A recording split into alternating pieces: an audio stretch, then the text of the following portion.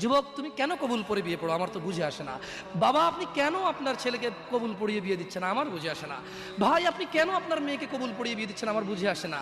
আপনার মেয়ে হলুদ কাপড় পরে, মাথার মধ্যে খোপা দেয়, 3 জন এসে দুধ খাওয়ায়, 4 জনে কোলে নিয়ে নেয়, 6 জনে গান বাজায়, 10 জন এসে হলুদ মাখে, শুধু বুঝি মৌলবি দিয়ে কবুল পড়ালে বুঝি মুসলিমের বিয়ে হয়।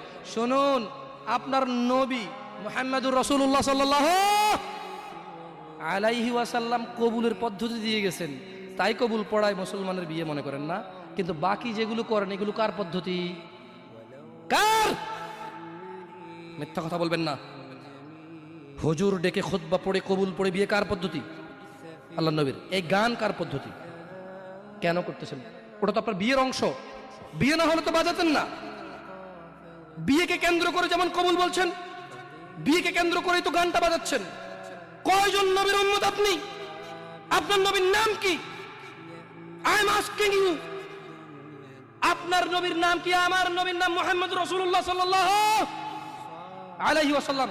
হু is the messenger of Allah for you? আপনার জন্য আল্লাহর নবী কে? কোন নবীর সুন্নত পালন করলেন গান বাজিয়ে? আপনার জন্য আমার বিল্ডিংটা ভেঙে পড়বে, বলে রাখি ছাড়বো না। আল্লাহ তুমি আমার ভাইদেরকে হিদায়াত দাও ইয়া আল্লাহ, ছাড়বো না। এই যে ভূমিকম্প হলো আপনার গান বাজনা বাজানোর কারণে। মুহাম্মদ সাল্লাল্লাহু আলাইহি ওয়াসাল্লাম কি মিথ্যা কথা বলে? কারা কারা হাত তোলেন তো যে মুহাম্মদ সাল্লাল্লাহু আলাইহি ওয়াসাল্লাম জানে না, মুহাম্মদ সাল্লাল্লাহু আলাইহি ওয়াসাল্লাম জানে না, এরকম কারা কারা স্বীকার করে? আল্লাহ নবী বলেছে যখন বাদ্যযন্ত্র বেড়ে যাবে, গায়িকারা সম্মুখে এসে নাচবে, তুমি অপেক্ষা করো, পাহাড়গুলো কেঁপে উঠবে, পৃথিবীটা নড়ে উঠবে। জালজালা ইযা জুলজিলাতিল আরদু জিলজালাহা, যখন পৃথিবী প্রবল কম্পনে প্রকম্পিত হবে।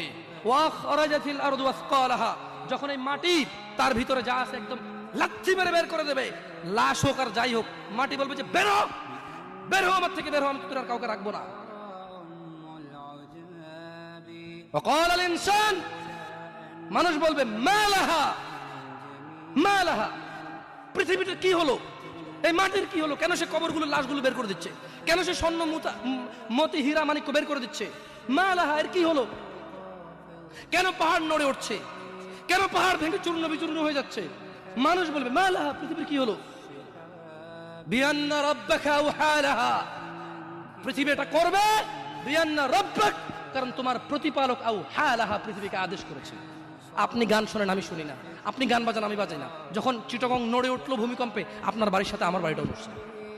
বন্ধ করেন এই জুলুম আমাদের উপর। আল্লাহর দিকে তাকিয়ে বন্ধ করেন, আল্লাহর দিকে তাকিয়ে বন্ধ করেন। আপনার বাড়িটা যদি ভেঙে ফেলেন, ইচ্ছা হয় বুলডোজার এনে ভেঙে ফেলেন, কেউ ধরবে?